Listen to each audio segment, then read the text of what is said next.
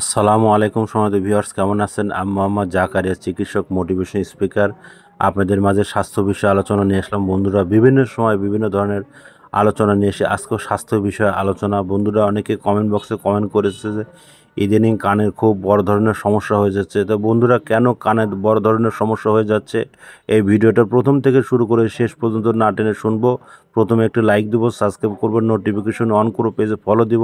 তাহলে স্বাস্থ্য সম্পর্কে নোটিফিকেশন আপনাদের কাছে পৌঁছে যাবে।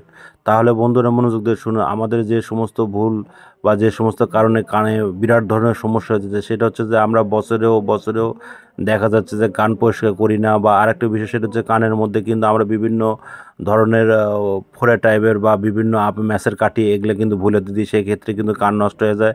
আর আরেকটা বিষয় হচ্ছে যে আপনারা ছোট শিশুদের ক্ষেত্রে যারা অন্তত শাসন করেন কানে বা মুখের দিকে, যখন আঘাতপ্রাপ্ত হয়ে যায় বিভিন্ন জায়গায়, বা বড়দের ক্ষেত্রে স্বামী স্ত্রীর ক্ষেত্রে যখন কানে আঘাতপ্রাপ্ত হয়, সেই ক্ষেত্রে কিন্তু কানের পর্দা অনেক সময় ফেটে যায়। আর হাইব্রিড মিউজিক এই সমস্ত থেকে বিরত থাকুন।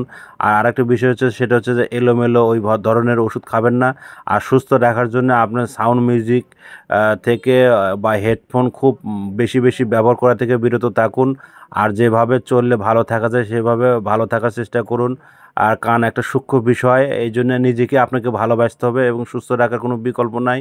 তো বন্ধুরা, এতক্ষণ মনোযোগ সহকারে দেখার জন্য আপনাদের সবাইকে থ্যাংক ইউ, সবাইকে ধন্যবাদ।